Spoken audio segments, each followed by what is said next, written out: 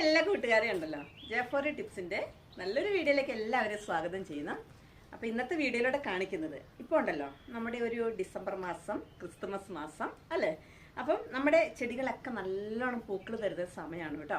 അപ്പോൾ ഈ ഒരു സമയത്ത് എല്ലാവരും നമ്മുടെ ചെടികളെയൊക്കെ നല്ല രീതിയിൽ കെയർ ചെയ്യുക. അപ്പോൾ നമ്മുടെ ചെടികളിൽ ഇതുമാതിരി ഇങ്ങനെ നല്ല ഭംഗിയായിട്ട് ഇങ്ങനെ പൂക്കളുണ്ടാകും കേട്ടോ. അപ്പോൾ അതിന് ഇനി പൂക്കളൊക്കെ അങ്ങനെ ചെടികളിൽ വരുന്നില്ല എന്ന് ഉള്ളവർക്കുണ്ടല്ലോ, ഞാൻ നല്ലൊരു വളം കാണിച്ചു തരാം കേട്ടോ. അപ്പോൾ അതും കൂടെ കൊടുക്കുമ്പോൾ നമ്മുടെ ചെടികൾ ഒന്നും കൂടെ നല്ല ഭംഗിയായിട്ട് പൂക്കൾ തരും. അപ്പോൾ എന്താണെന്ന് കാണിച്ചു തരാവേ. അപ്പം ഇന്നിപ്പോൾ നമ്മൾ വീഡിയോ എടുക്കുന്നത് കുറച്ച് വെയിലുണ്ട് കേട്ടോ. അപ്പോൾ നമ്മുടെ വീഡിയോക്ക് അത്ര ഒരു ക്ലിയർ കിട്ടുമോയെന്ന് അറിയത്തില്ല. അപ്പം നമ്മുടെ കൈവശമുള്ള ബൊഗൈൻവില്ല ചെടിയാണ് കേട്ടോ ഈ പൂത്ത് നിൽക്കുന്നത്. ഭയങ്കര ഭംഗിയാണ് കേട്ടോ കാണാനായിട്ട്.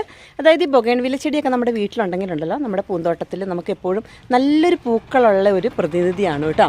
അപ്പോൾ ഈ ഒരു ചെടി നമുക്ക് മെയിനായിട്ട് വളർത്തുമ്പോൾ നമുക്ക് ഏറ്റവും കൂടുതൽ വേണ്ടത് നമുക്ക് നല്ല സൺലൈറ്റ് വേണം കേട്ടോ.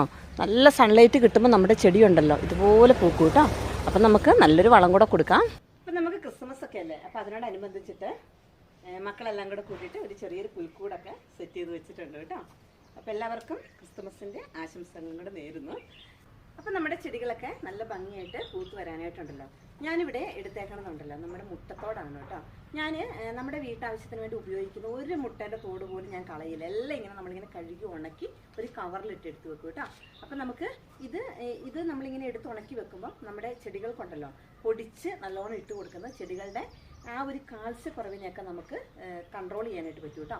അപ്പം ഇതുപോലെ നല്ലോണം പൊടിച്ച് എല്ലാവരും നമ്മുടെ ചെടിയുടെ ചൂട്ടിക്കൂടെ ഇട്ട് കൊടുക്കുക. പിന്നെ നല്ല ഭംഗിയായിട്ട് പൂക്കളും തരും കേട്ടോ.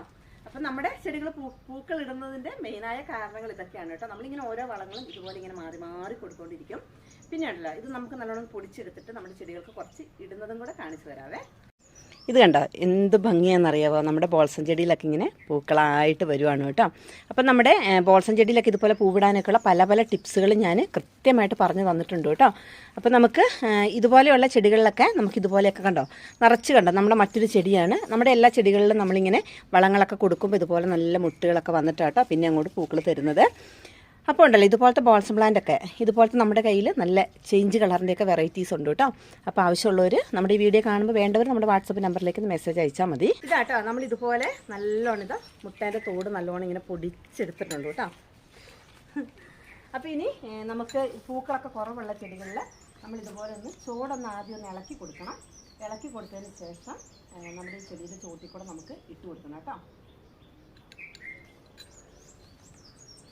എല്ലാം നമുക്ക് ഏതൊക്കെ ചെടികളുണ്ട് അതിൻ്റെയൊക്കെ ചോട്ടിക്കൂടെ നമുക്ക് ഒരു 1-2 സ്പൂൺ വീതം നമ്മുടെ ചെടിയുടെ ചോട്ടിക്കൂടെ ഇട്ട് കൊടുത്തിട്ട് നല്ലോണം അങ്ങ് നനച്ച് കൊടുക്കുക.